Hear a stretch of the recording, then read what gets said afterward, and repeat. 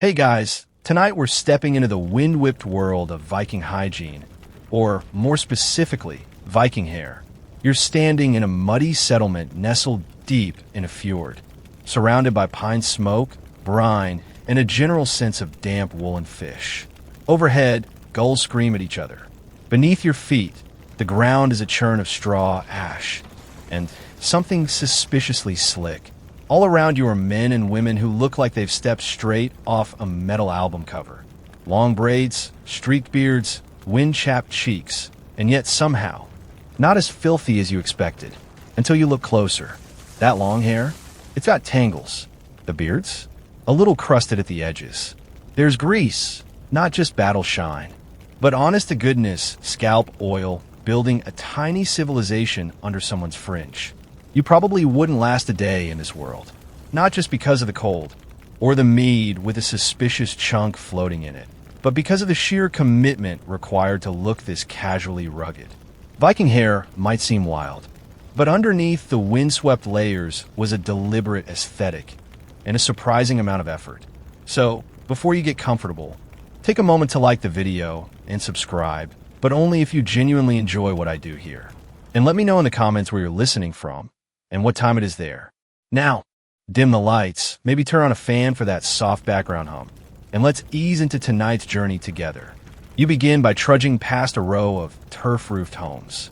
Smoke drifts lazily from the central hearths, and someone is scraping lichen off a wooden wall with what looks like a flat piece of bone. It's early morning, and people are starting to stir.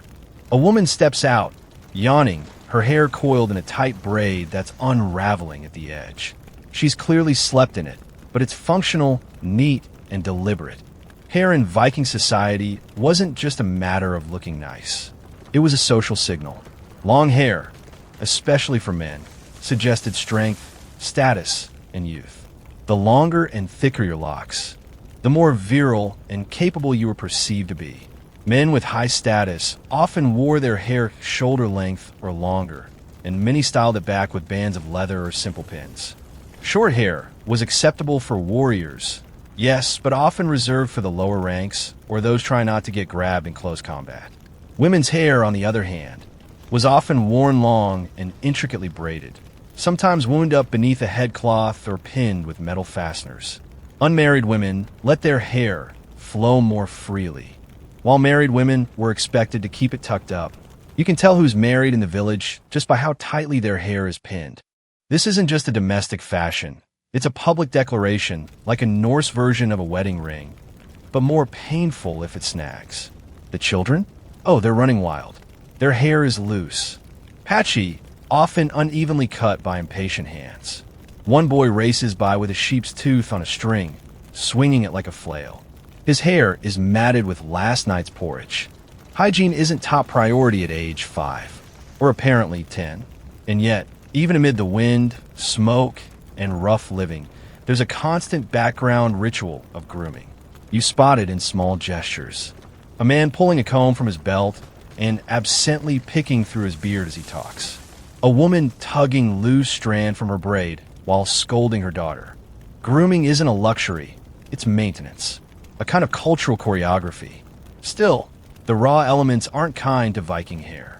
Fjord winds tangle it into ropes. Wood smoke sinks into every follicle. Helmets, when worn, press it flat into unflattering ridges. Water is cold, soap is harsh, and there's no such thing as conditioner. If you want sleek Viking locks, you're going to need dedication and perhaps a bit of animal fat. This, of course, brings us to the ongoing debate. Just how clean were they, really? Historians still argue whether Viking hygiene was a cut above their contemporaries or if this is all Norse propaganda spread by later saga writers. There's evidence for both. We know from archaeological finds, like the thousands of bone combs recovered from graves and settlements, that grooming tools were widely used. But we also know that life was rough, and bath days weren't exactly a daily affair. Still, cleanliness mattered. Norse poetry often mocks men for being greasy or unkempt. In one Icelandic saga, a man is insulted for having hair like a goat's rear. Not exactly the burn you'd expect, but in context, brutal. Your hair told people if you were healthy, wealthy, and worth listening to, or if you'd given up on life entirely. As the morning warms, the village stirs. A man hunches by the stream, scooping cold water into his beard with cupped hands. Another sharpens a bone comb on a bit of stone, muttering about someone stealing his good one. A woman behind him dips her comb in warm ash water and drags it methodically through her daughter's curls. It's a strangely soothing rhythm, this morning grooming. Quiet, focused, almost meditative. You realize that for the Vikings, taking care of their hair wasn't just about appearance. It was a small, you follow the sound of soft scraping, drawn toward a narrow bench where a woman is bent over a hunk of bone. She's whittling it with the slow, deliberate focus of someone who's done this many times before. Her knife glides along the edge of the future comb, shaping each tiny tooth with patient strokes. The comb isn't just utilitarian, it's art. Each tooth is filed evenly, the handle shaped to fit snugly in the palm. The material? Most likely from cow's rib, though deer and whalebone weren't uncommon either. Vikings didn't leave hygiene to chance, especially when it came to the scalp. For all their seafaring and battle-lusting glory, one of their constant enemies was tiny, nimble, and entirely unwelcome lice. You duck into a dim longhouse where a family is gathered around the central hearth. A boy sits still, lips pressed tight as his older sister parts his hair with a bone comb. The scrape of tooth against scalp is rhythmic, almost like music. Occasionally, she flicks something into the fire. You try not to think about it too much. But if you're wondering, yes, it's probably lice. Everyone has them. Not necessarily in plague-like quantities, but enough to be a fact of daily life. And so the combs become lifelines. They're found in graves, in marketplaces, in the folds of cloaks. Small enough to hang from a belt, sturdy enough to last for years. Some are decorated with simple carvings, spirals, dots, occasionally a tiny figure or beast. Practical, yes, but also personal. Historians still debate whether combs were shared communally or reserved for individual use. Some argue that in poorer households, a single comb might serve the whole family, while wealthier individuals would have their own, often more elaborately carved. Either way, to carry a comb was to carry the implication that you took your appearance and your scalp health seriously. But combs were only the beginning. You pass a small group of women kneeling near a steaming cauldron. They're stirring something thick and lumpy with wooden paddles. The smell is sharp, something between wet ash and spoiled milk. One woman dips a rag into the mixture, then wrings it out over a flat stone. A trail of gray sludge splatters across the surface. She begins rubbing it into her palms and then into her scalp. This, apparently, is Viking soap, known as lye soap. It's made from animal fat, usually from pigs or sheep, mixed with ashes from the hearth. The resulting goop is a powerful degreaser. Too powerful sometimes. It strips not just oil but softness from hair, leaving it dry and prone to breaking.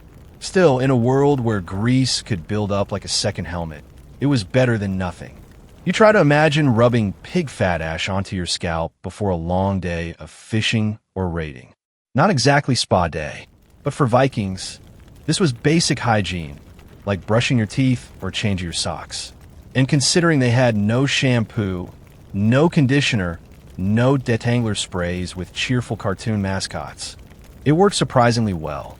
Even more surprisingly, they didn't do this daily. Washing was periodic, perhaps once a week, sometimes less. Hair was protected in between with combing, braiding, an occasional application of oils or fats to smooth the strands. Think of it like Viking dry shampoo, but greasier. Definitely greasier. Outside, a man is squatting near a stream with a bowl of water. He dunks his head, then scrubs it with what looks like a coarse cloth.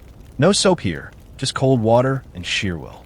He grunts, flings the water from his beard like a wet dog, and then pats his face dry with a bit of wool. His hair, you note, is already braided at the sides, but the crown is damp and flat.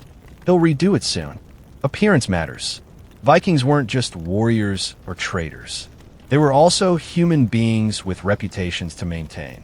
In sagas, insults often involve accusations of being dirty, greasy, or unkempt. One notorious insult even calls a man a woman who doesn't comb her hair, which apparently was a very specific and cutting burn. You wonder what the Viking equivalent of go touch grass might have been. Probably go oil your beard. Interestingly, archaeological finds suggest that combs and grooming kits were often included in burial rites, especially for men. In the famous Oseberg burial, a richly adorned woman was found with several combs and personal grooming tools. Meanwhile, male graves in places like Burka and Hedeby often included combs, tweezers, and even ear spoons. Because yes, ear spoons were a thing. You won't find a more literal piece of personal care gear in history.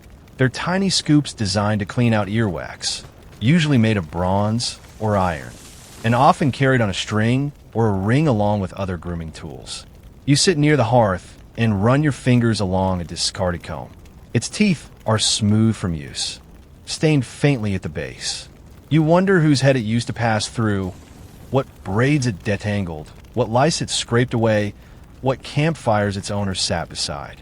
In a world without mirrors, combs were often the only connection to one's own face. Of course, not everyone got to use one. You shift awkwardly as a young thrall. A household slave passes by with a bundle of kindling. Her hair is matted, clumped together in thick ropes. It hasn't been washed or combed in days, maybe weeks. She keeps her head down, but you catch a glimpse of her profile. Sit on her cheeks, fingers rubbed raw. She won't have time to sit and groom. That luxury belongs to others. Hair care, it seems, was also a class marker. Free men and women, especially those with higher status, could afford time and tools. Thralls? Not so much. They lived on the fringes, serving, cleaning, often preparing the soap they couldn't use themselves. It's a quiet inequality, one not mentioned in the sagas, but present in every longhouse, every comb. The scent hits you before anything else, an acrid tang that clings to your nostrils and makes your eyes water. You're approaching a long, narrow shed just beyond the village, where smoke curls from a roof and drips lazily along the stone walls. Inside, someone is boiling something. The air is thick with steam, and it takes a moment before your eyes adjust. When they do, you spot two men hunched over a blackened cauldron. They're stirring a thick mixture with long paddles, scraping the sides every few moments with bone spatulas. Soap. Viking soap, to be precise. A bubbling brew of ashes, water, and fat, usually animal tallow, saved from slaughter and stored in jars that now ring the walls of this very shed. The lye is produced by leaching water through wood ash, which turns it into a powerful alkaline agent. Combine that with animal fat, and after enough boiling, bubbling, and patience, you get something vaguely solid and faintly horrifying. One man dips a wooden ladle into the pot and lets the soap drip back in slow globs. He nods approvingly, muttering something under his breath about biting strength. Apparently, if it doesn't sting your hand a little, it's not strong enough to count. This is no lavender-scented luxury bar. This is a block of soap designed to strip grease, oil, and probably the top layer of your skin. And yet, for the Vikings, it was the miracle that kept them from becoming walking grease fires. The same harshness that might raise your dermatologist's eyebrows today was exactly what they needed to manage long hair, heavy labor, and a diet that left them perpetually shiny. You wander outside, where someone has set out a flat wooden slab smeared with half-dried soap residue. A young woman kneels nearby, rubbing her palms together, then working the mixture into her scalp. Her hair is long, almost to her waist, and her fingers move through it with practiced rhythm. She winces occasionally. Soap in the eyes? Probably. Soap in a cut on the scalp? Definitely. You silently salute her toughness. Historians still argue whether this soap was used daily, weekly, or only before special occasions. Some think Viking hygiene was actually quite advanced, especially when compared to later medieval Europeans, many of whom thought bathing was downright dangerous. Others argue that cleanliness was more symbolic than literal. The sagas often describe someone as fair of hair or well-combed. But what did that mean in practice? Was it a fresh lye wash? or simply a comb and a flattering description. And then there's the curious case of scent. You pass a group of traders lounging beside a wagon. One of them pulls a pouch from his belt and unrolls it to reveal a bundle of dried herbs, lavender, thyme, and something else you don't recognize. He crumbles a few leaves into his palm, then runs his hands through his beard. The others follow suit. It's not just about smelling nice. The herbs help mask the more natural aromas that tend to develop in a world without deodorant. Plus, they help keep lice at bay. This fragrant ritual wasn't just for the wealthy. Many Viking-age households kept bundles of herbs hanging by the hearth, partly for flavoring food, but also for infusions and bathing. In warmer seasons, entire tubs might be filled with hot water steeped in herbs. Hair would be rinsed, combed, and treated like sacred rope. In winter, when water froze and hands cracked in the cold, dry brushing and scented oils had to do. You duck into a storage shed and nearly trip over a bucket. Inside, beef tar, thick, sticky, and pungent. Used mostly for waterproofing shoes and boats, but occasionally rubbed into hair or beards to tame flyaways or shape dramatic mustaches. Fashion meets survival. Smell meets utility. A man nearby is applying a dab of it to the tips of his beard, shaping them upward in two elegant curled hooks. His hair is already braided, tied at the nape of his neck with a leather thong. He notices your stare and grins, clearly proud of his architectural facial styling. It's not just vanity. In some warrior cultures, elaborate beards could be a psychological tactic, meant to intimidate, amuse, or confuse. You can't help but wonder what modern barbers would say. Sir, are you aware that you have roofing tar in your beard? And yet, despite the primitive tools and sharp-smelling ingredients, there's real attention to care here. Hair isn't something left to chaos. It's shaped, managed, defined. Let's talk color. You're walking past a row of women seated outside their homes, sun shining off their heads like little fires. At first, you think it's a trick of the light. Then you realize many of them are blonde. Unnaturally so. Pale, almost white in some cases. The men, too, have light hair, even when their roots betray darker shades. Turns out, Vikings bleached their hair. Not all of them, but enough that it became a noted practice. They used a lye-based concoction, made from ash and water, to strip color from their hair and beards. Why? Well, blonde hair was associated with beauty, youth, and even divine favor in some Norse traditions. Men especially prized golden hair. It gave them a more noble appearance, and may have even been inspired by the gods, like Thor or Balder. Historians still debate whether this bleaching was widespread or confined to certain regions, like Iceland. But chemical traces on combs and a murmur rolls through the gathering crowd near the edge of the settlement. You're at the Thing, a Viking assembly that serves as both court and parliament. People from nearby farms and homesteads have made the journey here to settle disputes, trade stories, and maybe stir a little gossip. But while you're busy soaking in the mix of heated arguments and peaceful negotiations, you start to notice something odd. The men here, especially those standing near the front, those whose voices carry the most weight, have remarkably well-maintained beards. Not just long, not just clean, styled, braided at the tips, parted in careful lines, oiled to a low shine. Even in the thick of an outdoor legal assembly, there's a sense that these beards have their own opinions. It doesn't take long for the pattern to emerge. The longer and more impressive the beard, the more respected the speaker. There's no formal rule book, of course, but you're starting to suspect that Viking facial hair had its own unspoken hierarchy, a kind of untrimmed resume made of keratin. At the Thing, status is everything. Wealth, land, ancestry, reputation, and apparently grooming. A short, patchy beard might mean you're young, inexperienced, or from a poorer household. A thick, shaped beard, possibly with bits of bronze or bone jewelry braided in. That's the mark of someone who commands attention and gets it.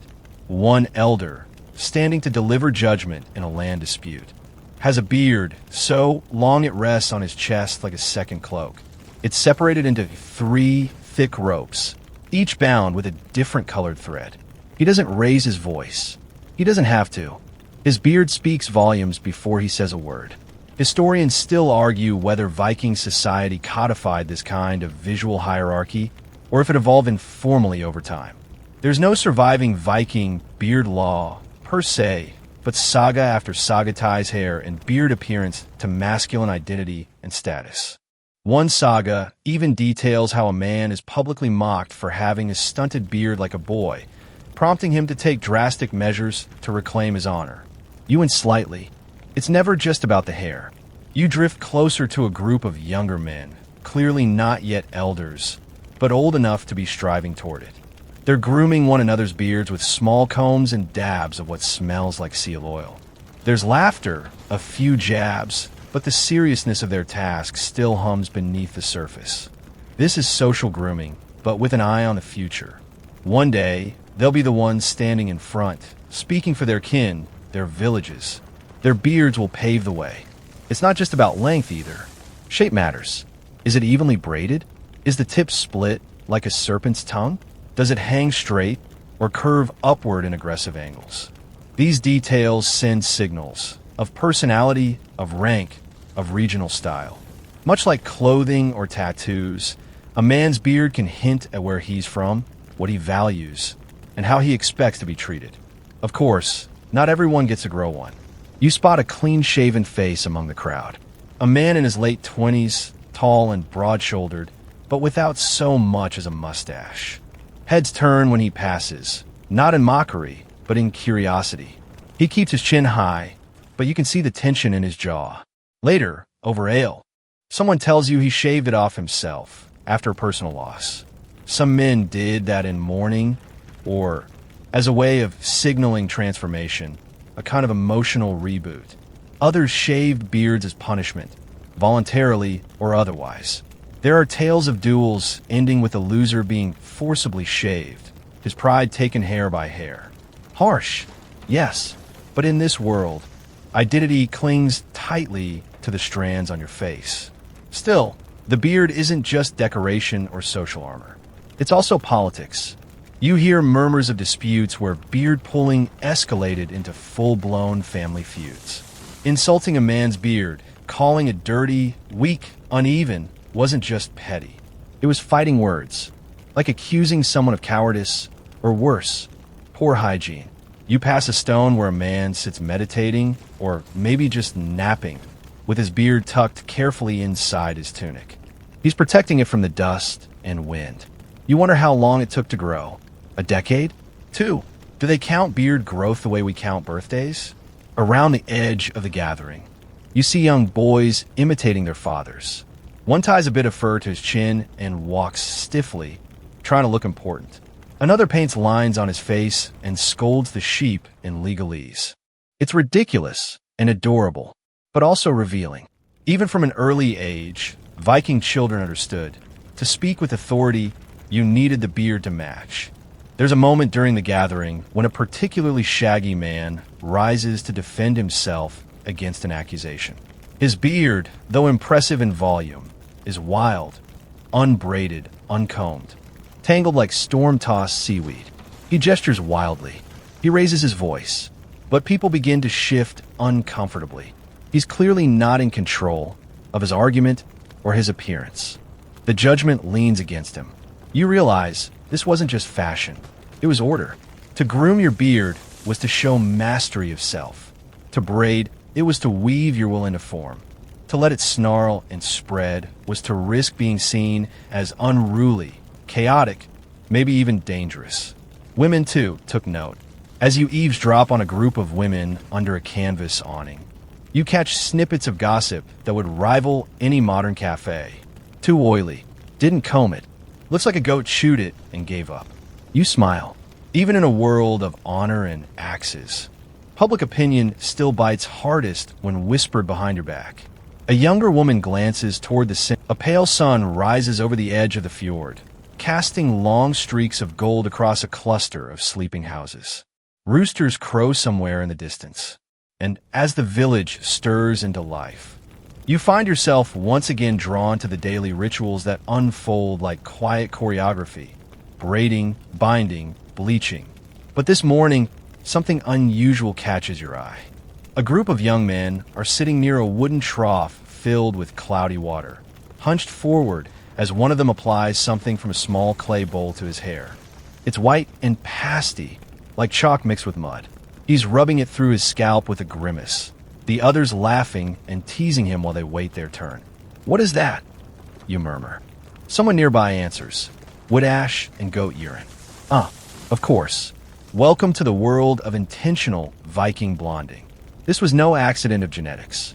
While there were naturally fair-haired Norse, many Vikings, especially men, deliberately lightened their hair and beards using lye-based treatments. And yes, some of those recipes included ingredients like wood ash, animal urine, or fermented soapwort. It's less spa day and more chemical warfare against your own follicles. But make no mistake, this was a deliberate and desirable act. Blonde hair wasn't just a trend. It was a status symbol, especially for men. In Norse society, light hair was often associated with divine beauty, youth, and favor from the gods. Characters in the sagas are frequently described as bright-haired or golden. Gods like Thor and Balder are painted with fair locks in poems and myths. And in a culture where appearance conveyed so much about a person's role and strength, having luminous, pale hair was almost like wearing your worth on your head. Historians still debate how widespread this bleaching practice truly was. Some argue it was limited to Icelandic settlements, where the tradition is better documented. Others suggest it was more widespread, citing residues of lye and other bleaching agents found on grooming tools across Scandinavia. Regardless, what's clear is that Viking men took their hair very seriously. You sit on a stump, watching as another man coats his beard with the solution. His expression is one of stoic endurance. The paste tingles, possibly burns, on contact. There's some discussion about how long to leave it in. One man insists 15 minutes, another says longer, until it stings enough. One declares with a shrug. He's the blonde one, of course. Nearby, a woman rolls her eyes but offers no protest. Bleaching wasn't exclusively a male activity, but it was more common among men. For women, hair rituals leaned toward length, style, and scent. For men, it was color, contrast, and yes, bragging rights. And there's another dimension here, class. Bleaching your hair takes time, ingredients, and help. If you're a thrall or a poor farmer, you probably don't have spare lice sitting around or hands willing to slather your beard. This makes lightened hair something of a wealth indicator. A golden beard wasn't just beautiful. It was proof you had the resources to maintain it. You stroll toward the edge of the village and spot a man coming back from the woods with bundles of birch bark and ash branches. These are prized materials. Burned slowly, they produce clean, white ash, ideal for lye making. In fact, Vikings likely had a working knowledge of basic chemistry, even if they didn't call it that. They understood how to combine the right ashes with the right water to produce different strengths of cleaning agents. They knew which parts of the goat yielded the best ammonia. They understood that if you left something to ferment long enough, it either became useful or something you should bury and never speak of again. You pass a storage shed where bundles of dried herbs hang from the rafters. Chamomile, angelica root, meadowsweet. Some are used to scent hair rinses. Others, like nettle or birch sap, were rumored to strengthen hair or encourage growth. There's no clinical trial data, of course, but you can imagine the placebo effect alone worked wonders. Even the act of preparing these potions was often communal. Women might gather herbs during the summer, drying them carefully in linen sacks for later use. Men might trade for rarer ingredients, or even obtain them during raids. A particularly fragrant oil from the east could be bartered for in port cities like Hedeby or Novgorod. It was a slow blending of Norse tradition with foreign influence, creating a grooming culture both practical and quietly indulgent. You return to the group of bleachers just as the paste is being rinsed out. The water runs milky. One man leans over, letting the cool liquid cascade through his beard. When he rises, the color is visibly different, brighter, more golden. He grins, teeth flashing. There's an air of transformation. He looks 10 years younger, somehow, or maybe just 10% more smug. And yet, Despite the harshness of the method, there's a real sense of pride here. Not vanity in the modern sense, more like presentation as armor. A golden beard says, I am strong, I am respected, I am clean, even when covered in sea salt and pig blood. It's almost poetic in a way, but there are consequences. Some older men have dry, brittle strands, the price of too much lie over too many winters. Their beards break in places. Their hair thins at the crown. You see one carefully oiling his scalp with a mix of goose fat and birch sap, trying to restore what's been lost. Hair, after all, doesn't just show strength. It shows age, too. And in Viking society, the line between respected elder and worn-out liability could be surprisingly thin. There's even a hint of The next morning, dew clings to the grass like thousands of tiny pearls, and the world feels freshly washed, even if you don't. You stretch, shake the cold from your arms, and follow the winding path toward the riverbank, where low laughter and the clatter of wooden buckets promise more Viking grooming rituals in action. You arrive just in time to catch a mother braiding her daughter's hair while humming a tune so old it might predate the village itself. The girl's hair is thick and flaxen, divided neatly into 3 long ropes. A bone comb sits nearby, its tines worn smooth by years of use. It's a quiet, soothing moment, tender, domestic, and it reminds you that for Vikings, hair care wasn't just about status or intimidation. It was also about intimacy. Children, you soon learn, were introduced to grooming early. A comb might be one of the first personal tools a child received, carved from bone, wood, or antler, often by a parent or close relative. It was both practical and symbolic, a gesture of care, a nod to their growing place in society.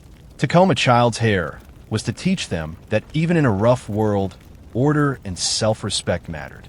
Nearby, a boy of maybe 6 or 7 is having his hair detangled by an older sibling. He yelps dramatically at every snag, prompting his sister to roll her eyes in long-suffering fashion. When she's finished, she secures his little braid with a twist of wool and pats his head. Now you look like a person, she says. The boy beams. You kneel beside the stream and rinse your hands, listening to the chatter around you. The older women discuss comb designs, how certain types work better with different hair textures. One mentions a double-tooth comb she brought from a market town, perfect for both lice and style. Another swears by bago combs, which last forever if you don't drop them in the fire. There's laughter, then a moment of silence as a young woman plucks a tiny, squirming intruder from her cousin's hair and flicks it into the grass.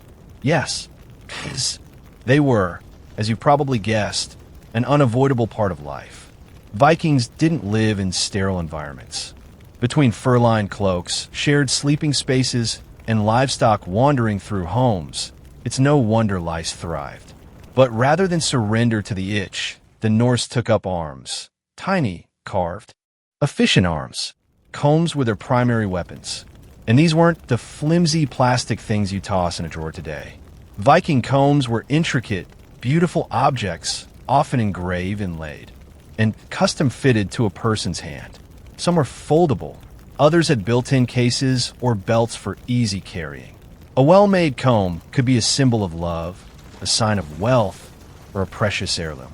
One man, seated on a rock not far from you, removes a comb from his pouch and begins working through his thick beard with practiced strokes. Occasionally, he inspects the comb's teeth and taps it against a flat stone. It's not just grooming, it's pest control. Historians still argue whether Viking combs were made more for lice or for fashion. The truth is likely both. They certainly worked for delousing, but given how ornate many of them were, and how often they appear in burial sites, it's clear they held emotional value, too. You wander through the village again and pass a woman boiling water with wild herbs. She's preparing a rinse, probably to soothe an itchy scalp or add scent to hair. Birch leaves, nettle, and horsetail are favorites, believed to strengthen hair and reduce breakage. She adds a few drops of oil from a small sealed jar, then covers the pot. Steam curls upward in sweet, earthy waves. Bathing wasn't an everyday affair in most of Viking life. Heating that much water was work, but rinses like this? Much more common. You'd wash your face, your hair, and maybe parts of your body, depending on the season and your social status. Full immersion baths were reserved for special occasions or the wealthy. In Iceland, with its geothermal springs, bathing was more frequent. But elsewhere, dry shampoo, Viking style, ruled. The soap made from ash and fat was still around, of course. You find some drying in the sun later that day, chalky, dense, and faintly floral from added time. A nearby child is carving her initials into a bar with a stick. Her father scolds her lightly, then laughs when the soap cracks clean in half. Another batch will be needed soon. Interestingly, grooming wasn't confined to one gender. A group of warriors returns from a hunting expedition, and within minutes they've split off, some tending to the game, others washing up. One young man crouches at the stream, scrubbing his face with what looks like a linen cloth and water. When he finishes, he pulls out a small mirror, bronze and well-polished, and inspects his beard. He adjusts it carefully, flicking out a knot with a comb and smoothing the braid's end. You half expect someone to mock him, but no one does, because in Viking society, appearance and function weren't opposites. You could be fierce and fastidious. You could split a man in two and still condition your beard afterward. The modern divide between ruggedness and vanity didn't apply here. If anything, to be well-groomed was to be battle-ready, alert, intentional, and in command. Of course, not all grooming was done alone. You stumble across a curious scene as you round the longhouse. Two men are trimming each other's beards. One holds a short, sharp knife and leans in carefully, trimming stray hairs from beneath the jawline. The other sits very still, only occasionally muttering instructions. When they switch roles, you realize this isn't just practical. It's an act of trust. Blades and necks don't. The next day brings rain, not a dramatic storm, but a steady, soaking mist that turns paths to mud and drapes the village in a damp hush. You wrap your cloak tighter and step outside, half expecting the world to be asleep under this gray blanket. But it's not. You hear the familiar sounds of scraping, combing, braiding, and a sharp snap of fabric being wrung out near the longhouse. Rain or shine, Viking grooming doesn't pause. You follow the muffled sounds to a wooden awning where two women are kneeling beside a wide, flat basin. One of them dips a linen rag into a pot of warm herb water, then gently scrubs the other's scalp. The woman receiving the treatment has her eyes closed, her long damp hair falling in tangled waves over her knees. It's a surprisingly tender scene, intimate, deliberate, and almost ceremonial in its pace. Today is head cleaning day, and this is a full process. She's already washed her hair, once with lye soap, diluted just enough to avoid scalding. Now comes the soft rinse, followed by a combing session that may last over an hour. Every knot, every louse egg, every speck of ash must be removed. Rain be damned. These long, careful treatments weren't luxuries. They were necessities. Vikings didn't just want clean hair, they needed it. Because between the smoke from indoor fires, the grease of daily labor, and the tiny critters that considered your scalp prime real estate, hair could quickly become a liability. As you watch, a child joins them, carrying a second comb carved from antler. The shape is unusual, wider, with narrower teeth. The woman nods in approval and passes it to her helper. The child takes over, combing through the wet strands while the elder woman hums softly. This kind of communal grooming was common, especially among women and family groups. It wasn't just about cleaning, it was about connection. You duck inside the longhouse to warm your fingers, and find a few older men huddled near the hearth, each with their own grooming toolkits. One man is slowly oiling the handle of his comb. Another is re-wrapping the leather ties on his beard braids, adjusting their placement with the concentration of someone stringing a longbow. A third is plucking stray hairs from his eyebrows with what looks like a bent fishbone.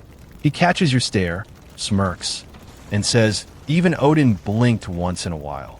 Despite the gloom outside, this quiet scene glows with purpose. And here's where you start to notice a new layer: ritual. Viking grooming wasn't just about aesthetics or hygiene. It had rhythms, patterns, repetitions that bordered on sacred. And in many ways, it filled the same space that meditation or prayer might occupy in other cultures. Take beard braiding, for instance. One man unwraps his braid and begins redoing it from scratch. First, he oils his hands, rubbing them until they shine. Then, starting at the chin, he divides the hair into equal sections. The first twist is always to the left, the second to the right. Aridam built twist, bul die agast. It takes 20 minutes, and by the end, his breathing has slowed. His eyes are unfocused. His posture softens. He looks lighter, calmer. The braid is symmetrical, sharp, and shining. But it's not just a beard. It's a meditation in rope form. Historians still debate whether these grooming habits had explicitly spiritual meanings. Some suggest that grooming before battle was a kind of ritual armor, cleaning oneself to be worthy of the gods. Others argue it was simply tradition, passed down like recipes, without deeper theology. But even in the absence of written doctrine, it's clear that grooming had a rhythm, a pulse, and a kind of reverence. You step back outside into the drizzle and spot something even more curious. A man stands barefoot in the rain, his head tilted back, letting the water rinse through his freshly oiled hair. His arms are out, palms up, and his eyes are closed. At first, you think it's just a rinse. But then he begins muttering softly, and you realize it's a cleansing of another kind. For some Vikings, water, especially rainwater, held symbolic value. It was skyborn, unsullied by ground filth, and thought to have purifying properties. There are accounts of warriors washing in streams before battle, or mothers rinsing newborns in rainwater for luck. Whether this man's ritual is spiritual, personal, or both, it's clearly meaningful to him. A younger boy watches nearby, unsure whether to mimic or mock. After a few seconds, he kicks off his shoes, steps into the rain, and lets the water soak his head. His grin says everything. Sometimes, ritual is less about belief and more about participation. Later, you visit a home near the edge of the village. An older woman, and by the time morning rolls in again, the skies have cleared. The grass glistens, dew-laced and silver, and the fjord reflects a sky so blue it looks painted. It's the kind of day where the light makes everything seem sharper, colors, smells, textures. You step outside the longhouse to find the whole village quietly humming with renewed energy. And as ever, grooming is underway. Today's focus is something you haven't seen up close before: shaving. You follow the sound of scraping to a shaded corner of the settlement, where two men sit on overturned barrels. One is holding a small bronze mirror with both hands, while the other carefully draws a blade along the underside of his chin. It's slow, delicate work, no water, no foam, just a steady hand and an extremely sharp edge. And possibly a prayer or two. The blade itself is small and slightly curved, made of iron, polished to a soft shine. It's more of a grooming knife than a razor in the modern sense. Double duty as a tool for both personal hygiene and utility.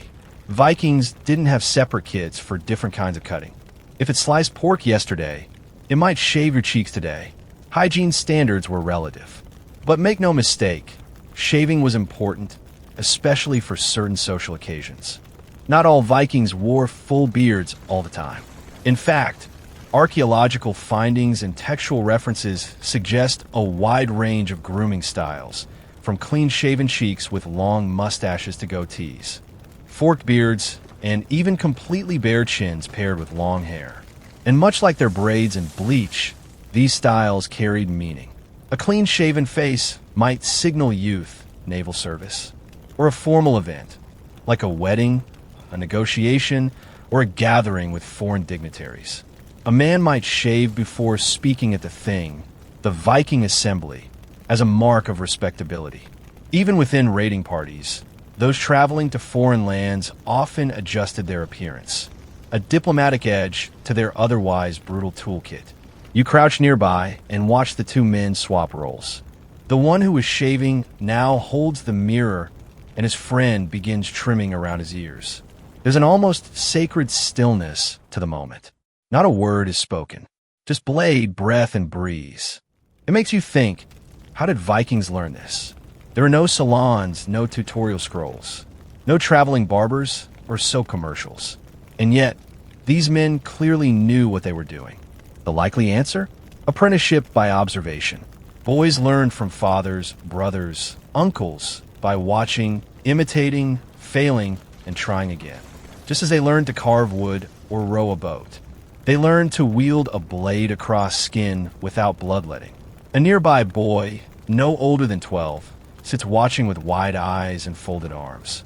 You can almost see the imaginary blade in his hand, rehearsing strokes in the air. He has a bit of peach fuzz on his upper lip. Soon, no doubt, to become a serious topic of discussion. You move on toward the women's side of the camp, where another form of grooming is taking place. Eyebrow shaping and body hair maintenance. Yes, really. Viking women, especially among the higher ranks, paid careful attention to facial grooming.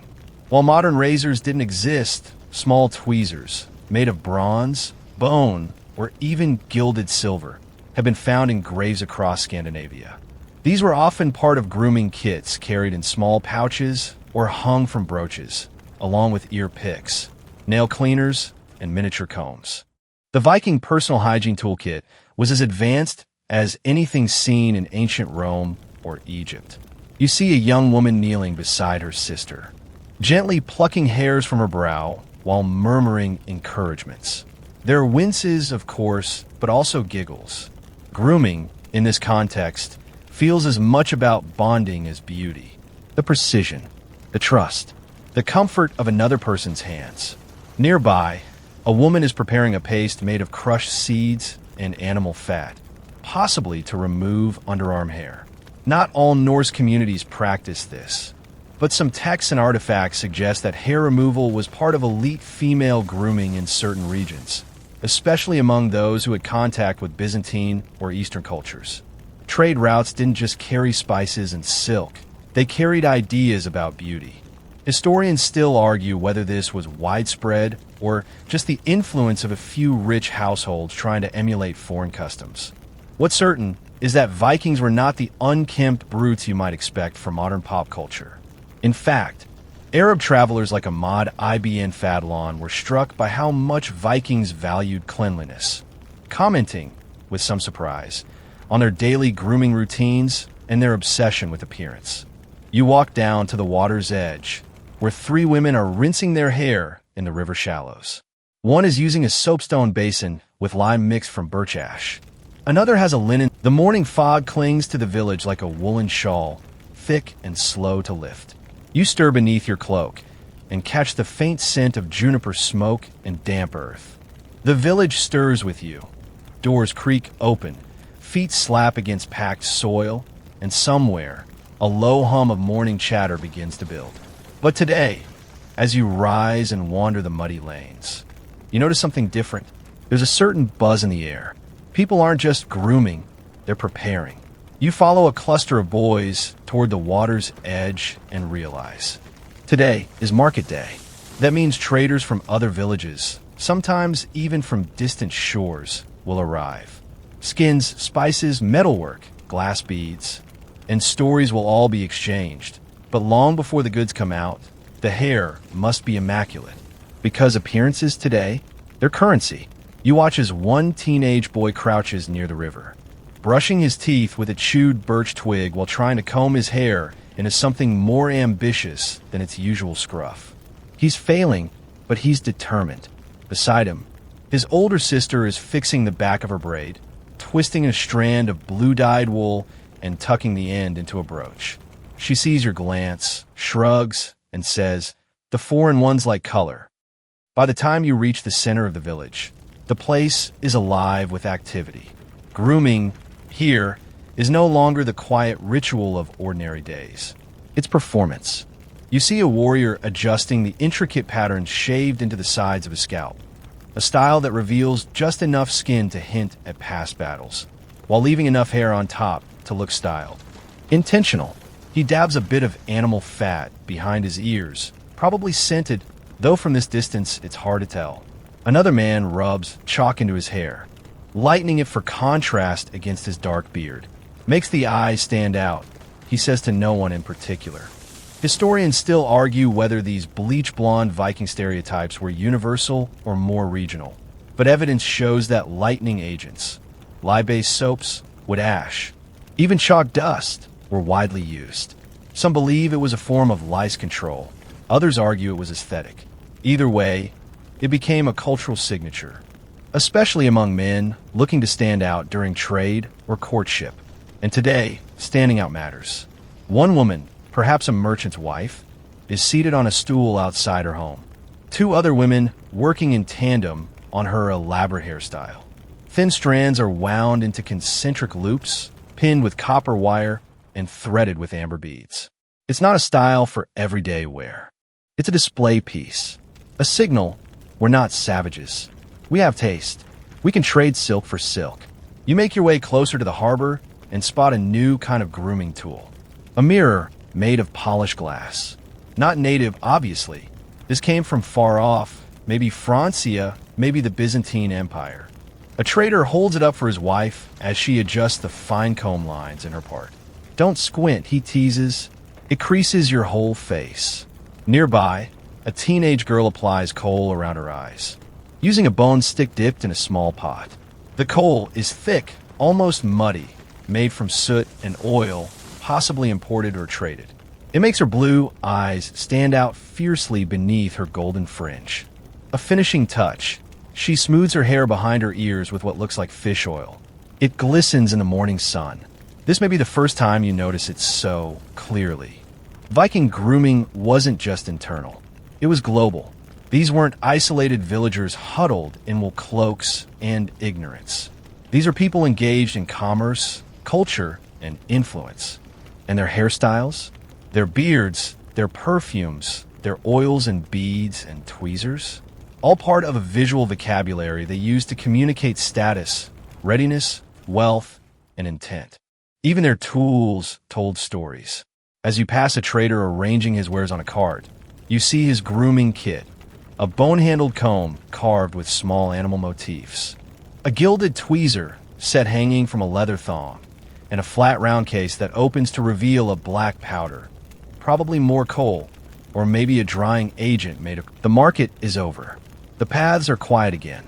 Wagons have rolled away with their squealing wheels, footsteps have faded into the hills, and even the goats seem to have lowered their voices. The Vikings, tired but satisfied, return to their daily routines. But some routines, you now understand, never pause. Tonight, you're invited to join a small family for supper in a narrow longhouse framed with driftwood and soot-stained thatch. You're barely inside when you see it, a low shelf lined with grooming items.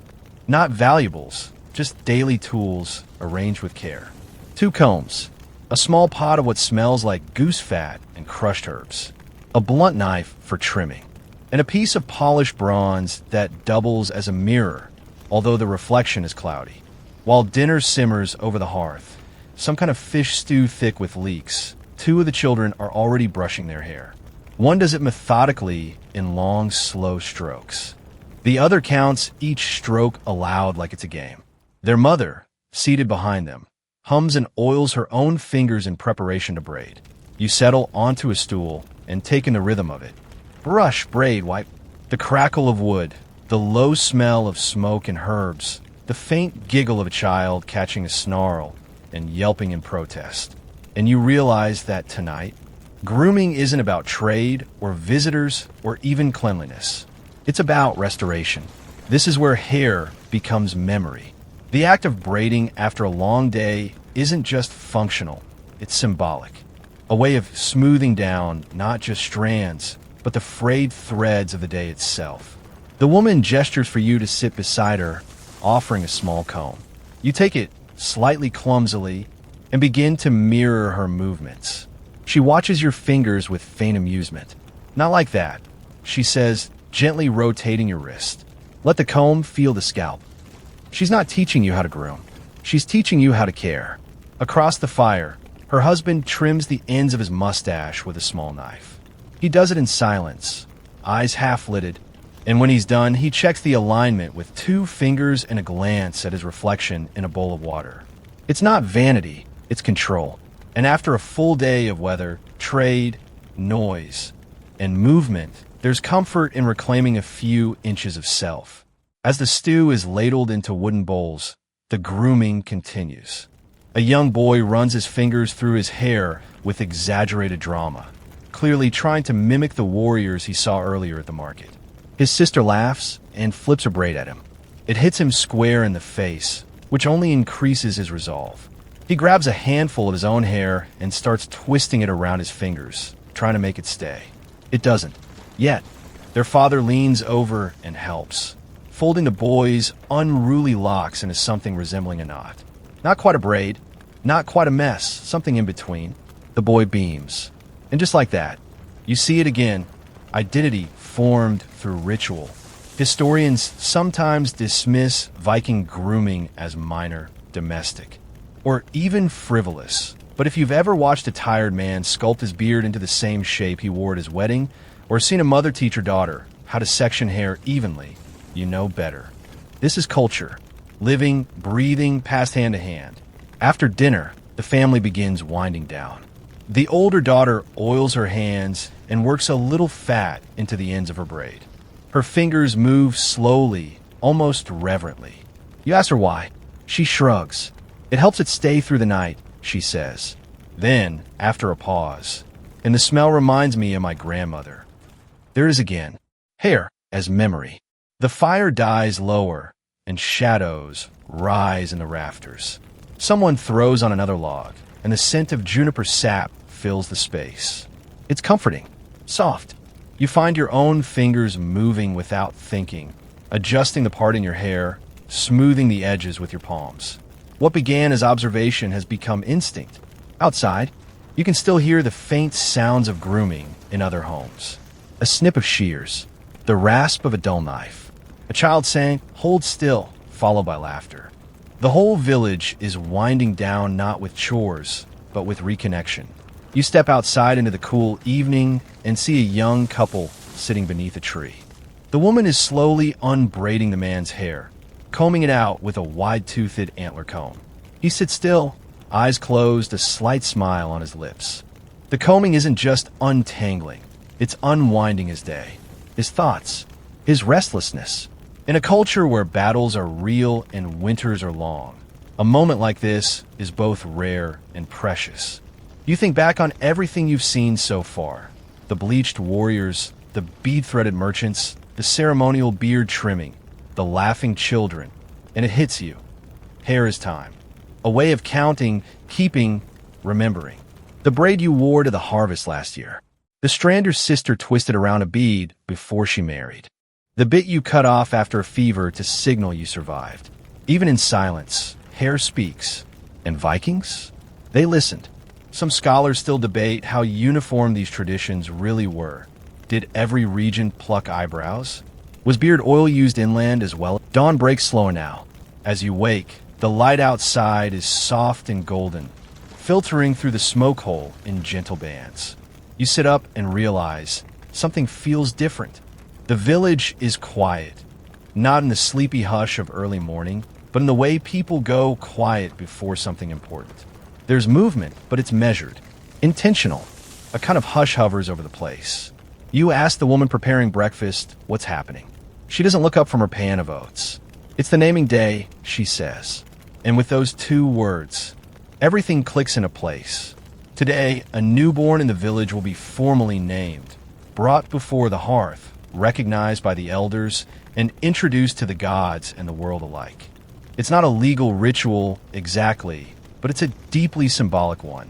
And of course, as you've come to expect by now, hair plays a role. You step outside, and already you see people preparing.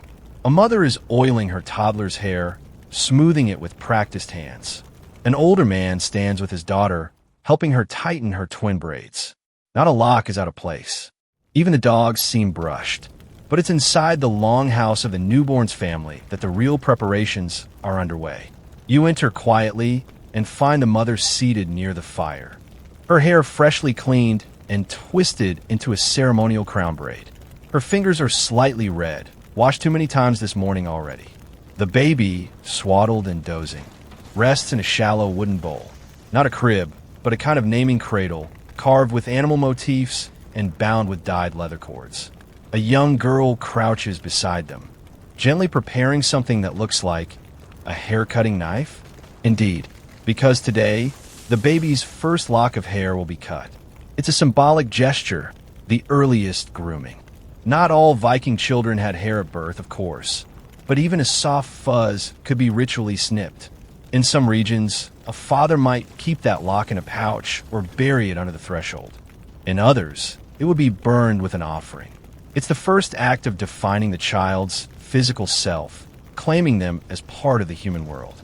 You watch as the elder of the village enters. His own beard streaked with silver, and the room quiets. He murmurs a few words in Old Norse, places one hand on the child's head, and gestures to the father. The father kneels, takes the tiny knife, and snips a strand of the baby's fine hair. The room holds its breath. Then someone exhales. A name is spoken aloud. The baby stirs. And just like that, a new soul is added to the web of names and stories. Later, you ask one of the women whether this custom is always followed. She shrugs. In some places, they shave the head. In others, they leave it be.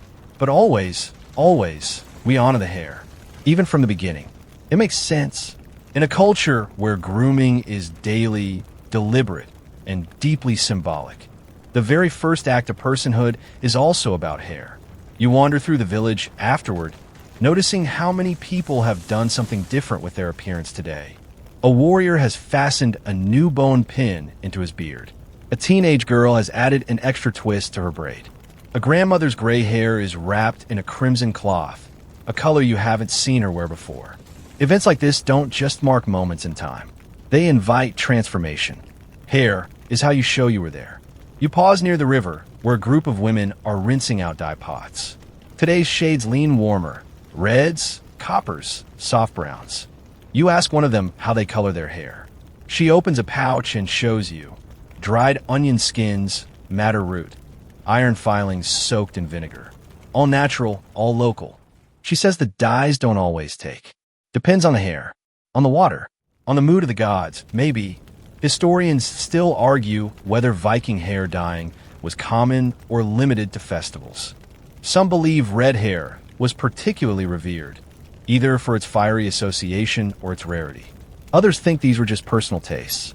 But what's clear is that altering your hair was part of marking a transition, a new season, a new role, a new self.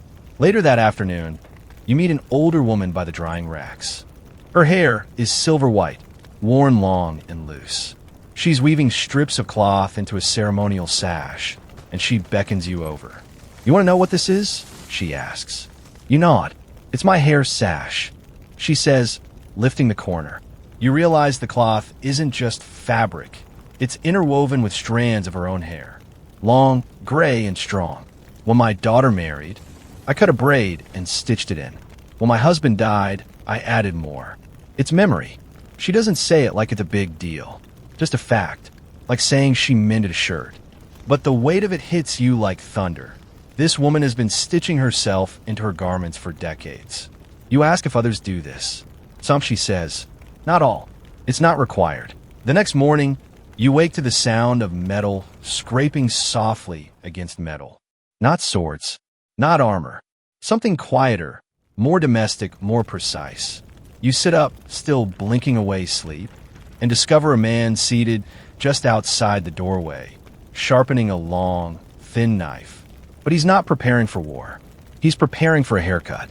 Today is what some in the village call a tidying day.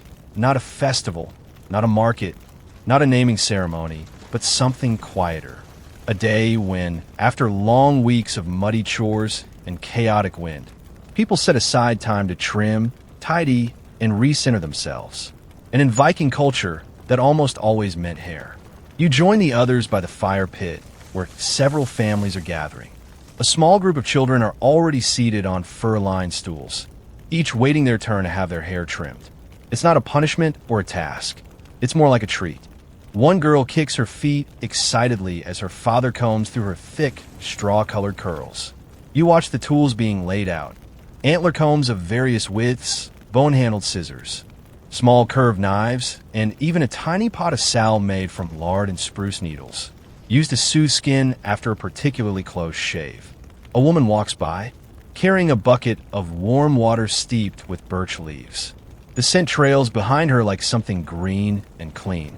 She pours it into a shallow basin and begins rinsing her son's hair. He grimaces at first. The water's warm, but the air is brisk. Still, he leans into her touch.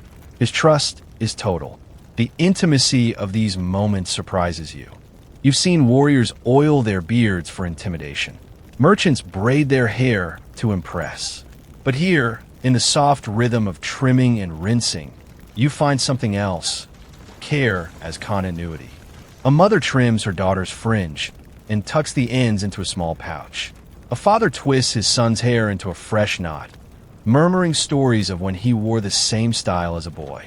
These aren't just aesthetic choices. They're connections, threads that bind one generation to the next. And as always, the Vikings do this with deliberation.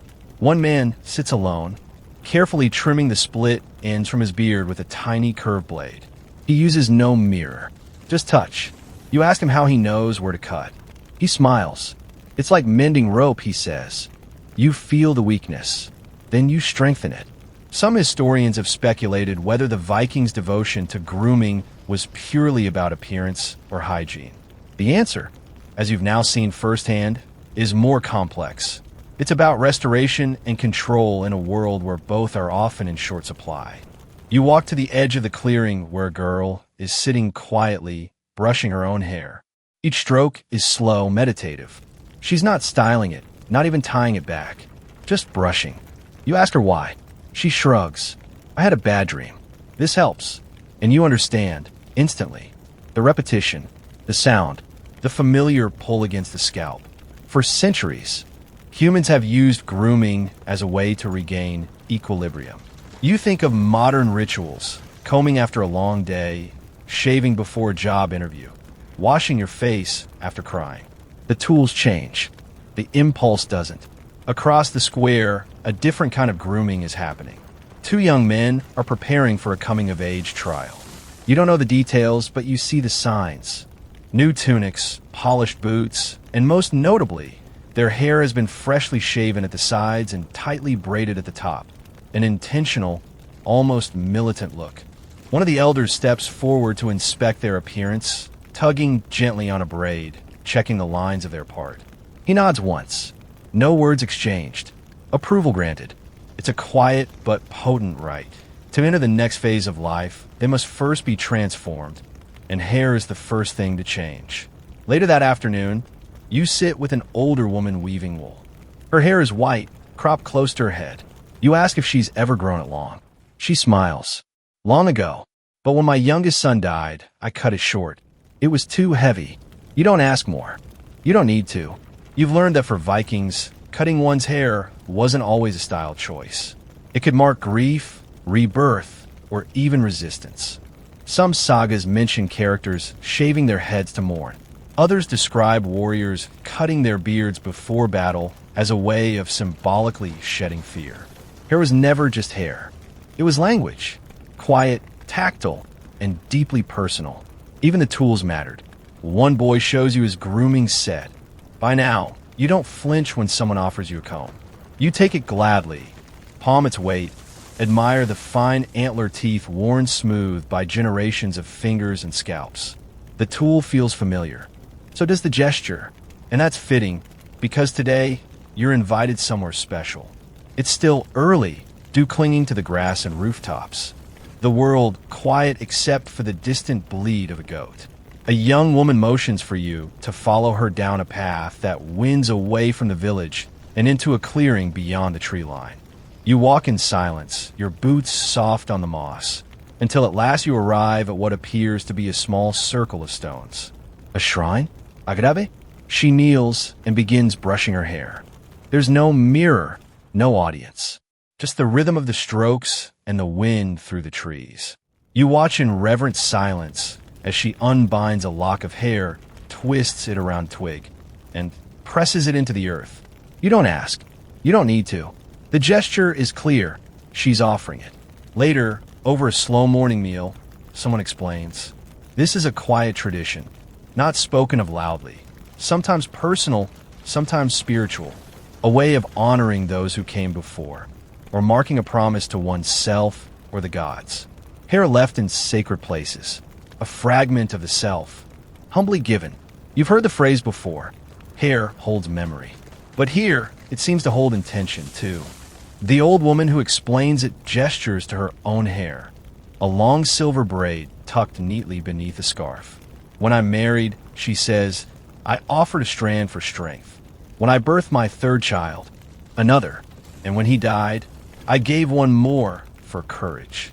Her voice doesn't tremble, but her fingers do, slightly, as she adjusts the scarf. You've come to understand that in Viking life, hair was never idle. It spoke, it witnessed, and sometimes it bore the weight of silence. The rest of the day unfolds in layers. You spend time near the cooking fires, helping pluck wild herbs for evening stews. One girl proudly shows you how she weaves rosemary and thyme in her braid, not just for the scent, but because her grandmother said it keeps your thoughts from slipping away. Whether that's medicinal or magical is anyone's guess. You don't ask. You just inhale and agree. It smells like memory. Elsewhere, a group of boys sit in a circle comparing knots. Not sailors' knots, hair knots. They're trying to replicate a style seen on a visiting trader from the East. A kind of coiled bun bound in leather thongs. It's a mess, frankly, but they're laughing, tugging at each other's heads, offering critiques with the seriousness of battle commanders. One boy pulls a strand too tightly and yelps. The others erupt with laughter. Still, he grins through the pain and tries again. It's easy to forget in all the ceremonial weight hair carries here. But it's also play, expression, one of the few parts of the self that can be changed, reshaped, reimagined without consequence. A boy today, a man tomorrow. A farmer 1 hour, a raider the next. All it takes is a twist, a cut, a bead. You catch a glimpse of your own reflection in a water bucket and almost don't recognize yourself. The braid, the oil-slicked strands, the hint of ash scent woven into your roots. You didn't set out to look Viking, but the days here have shaped you. Gently, steadily, like a comb carving its path through a stubborn tangle. And speaking of tangles, tonight they'll all be undone. Because tonight is the bath night. You hadn't realized how much you missed the feeling of hot water. Not just splashing your face or rinsing your hands, but full immersion. The bathhouse sits just beyond the village, its low roof slung like a shrug against the forest's edge. Inside, the heat hits you like a story, with smoke, pine resin, sweat, steam. The room is dark, save for firelight flickering off stone. You sit on a bench and peel off your tunic, joining others who've already begun washing. A communal ladle is passed from hand to hand, and you pour warm water over your scalp, feeling the tension melt down your spine. A woman beside you laughs, pointing to your braid. You forgot to unfasten it, she says. She helps you, her fingers deft, and soon your hair is loose and wet, sticking to your neck like riverweed. The steam opens everything, pours minds' mouths. The conversation flows like the water. Someone tells a story about a man who once grew his beard so long he tripped over it during a wedding procession. Another recounts a saga fragment about a woman who poisoned her enemies by hiding nettles in her comb. Real? Myth? It hardly matters. The line between fact and folklore blurs in the steam. You watch a mother washing her daughter's hair, rubbing it with a mixture of lye soap and herbs, then rinsing until it squeaks clean. She hums as she works, a song you don't know but instantly love. The girl closes her eyes and leans into the rhythm. Nearby, a group of older men. Morning arrives in a hush, not because the village is asleep, but because the day calls for something different, a departure. You wake to the sound of soft conversation, muted footsteps, and the heavy, quiet presence of change. A longship is being prepared to sail. You can smell the tar and timber from where you lie. You rise and follow the path down to the riverbank, where the boat sits half drawn onto the pebbled shore.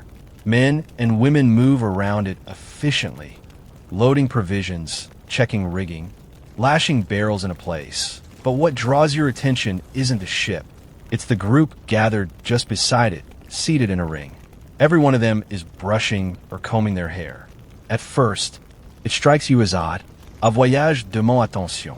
Precision. Wouldn't grooming wait until after the rush of preparation? But then you remember what you've already learned in Viking life. Hair isn't just decoration. It's preparation.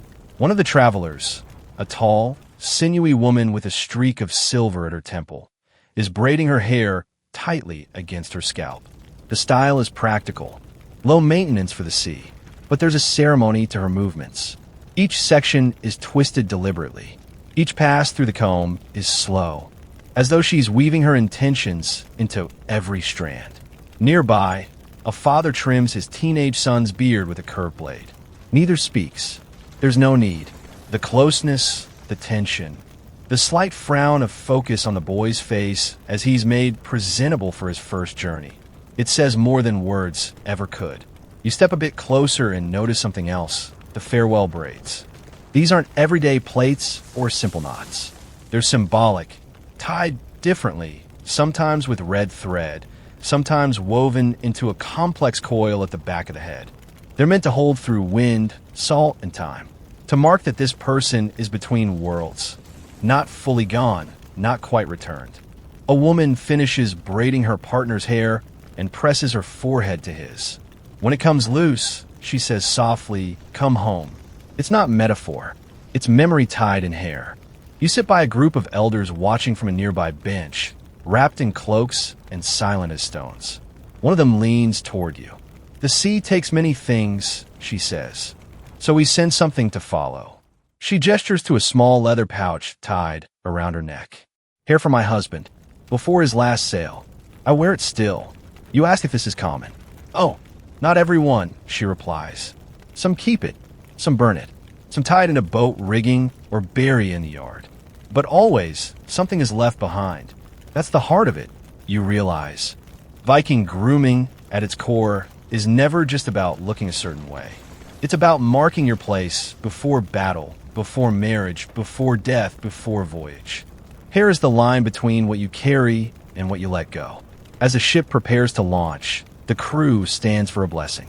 A small piece of their trimmed hair is burned in a shallow bowl, the smoke curling upward like a whispered prayer. The wind lifts it away. No one speaks. Even the river seems to hold its breath. Then the boat is pushed from the shore. Oars dip into water.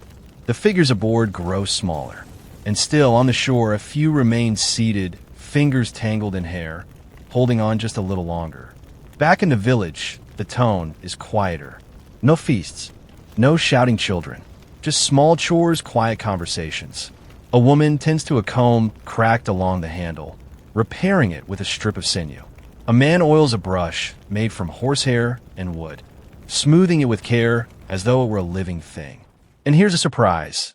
In one hut, a grooming kit passed down through 4 generations. You're invited to see it. Inside a carved wooden chest lies a collection of tools. Antler combs dyed with plant pigments, a bronze mirror, a small razor still wrapped in cloth, and a narrow wooden case that opens to reveal shears, pins, and threads. Each piece is tagged with a symbol, some etched into the handle, others burned into the base. The woman showing you the kit explains each one. "This comb belonged to my mother's mother. She used it on her wedding day. This 1 inch, she taps the mirror my grandfather polished before his oath swearing." You hold the shears carefully. They're dull now, but the weight of them is solid. Real. She nods at your expression. "We don't use them often. Only on days that matter." And this is what you've come to understand. In a world without photographs, diaries, or digital records, hair was the archive. And grooming was the ritual that kept it alive. As twilight nears, something pulls you back to the riverbank. The water glows bronze in the low light. You stand quietly, letting the wind tug at your own hair. It's messy now, no farewell braid, no red thread, but there's a comfort in that too. A lived-in softness. A familiarity. You crouch, run your fingers through a patch of earth, and find a thin red thread left behind. Someone's braid undone by time. You lift it gently and wonder, did they return? Then, the thought that follows, maybe that doesn't matter. Maybe what matters is that they were marked, that their story was tied into a ritual of care, that they lived in the space between coming and going, remembered and retold, one strand at a time. You sit until the sky is fully dark, combing your hair with fingers, then twisting it into a loose knot at the nape of your neck. Not for ceremony, not for vanity, just to say you were here, you existed, and like the Vikings, you left your story in something that grows, that weathers storms, that returns again and again to the hand. Hair. You wake to birdsong and the scent of wood smoke.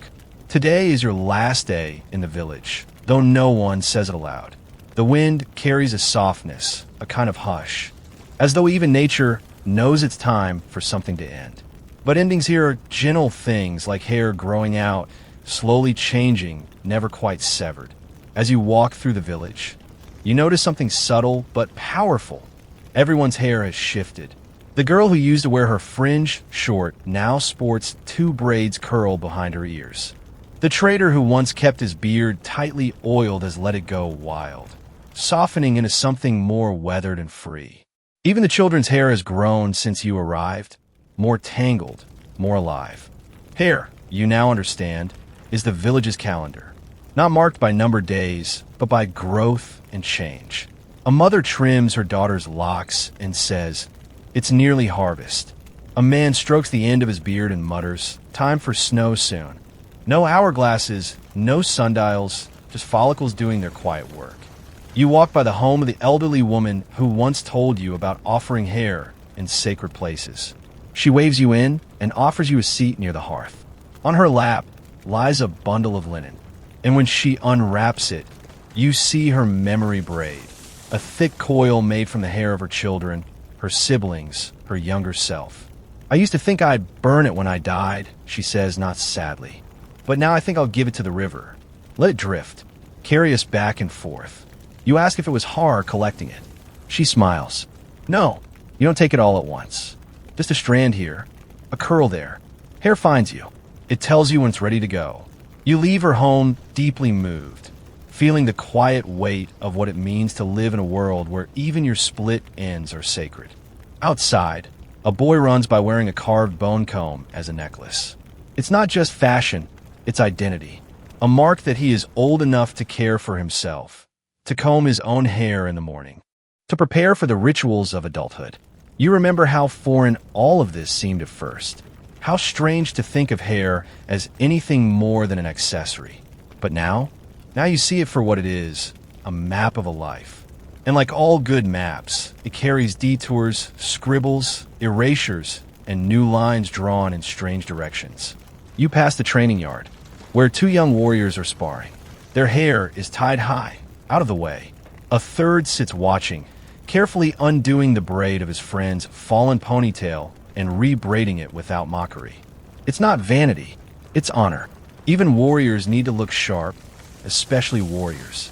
Historians still argue whether elaborate hairstyles were limited to high-ranking Norse or if everyday villagers took the same care.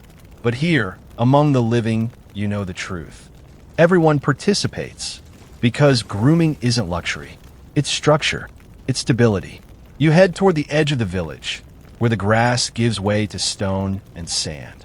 There, you find a family gathering around a low table. It's a rite of passage.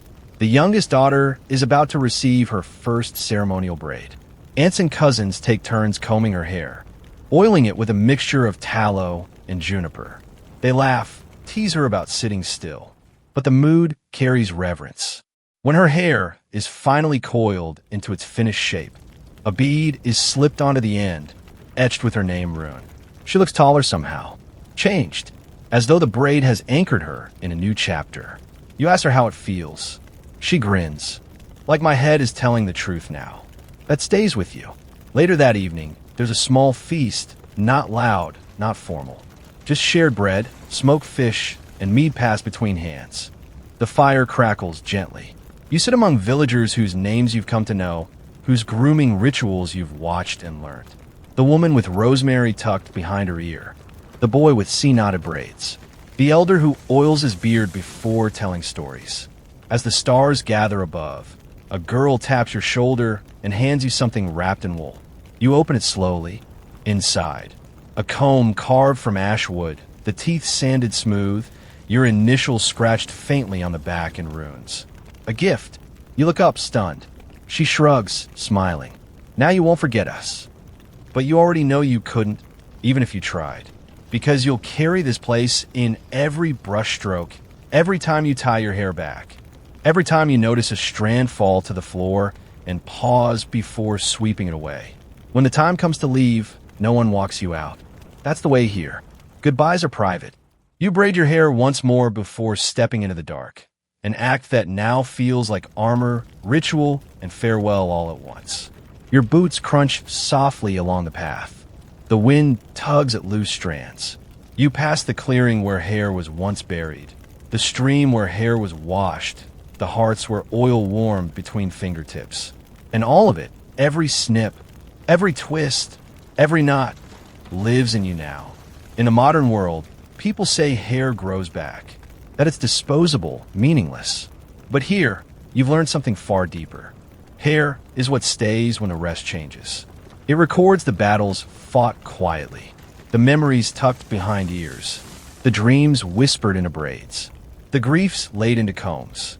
So you walk on, braids swinging softly behind you, carrying the weight of all you've seen. And as your body slows, as your breath deepens, as your eyes begin to close, you imagine your hair stirring gently in the breeze. And you know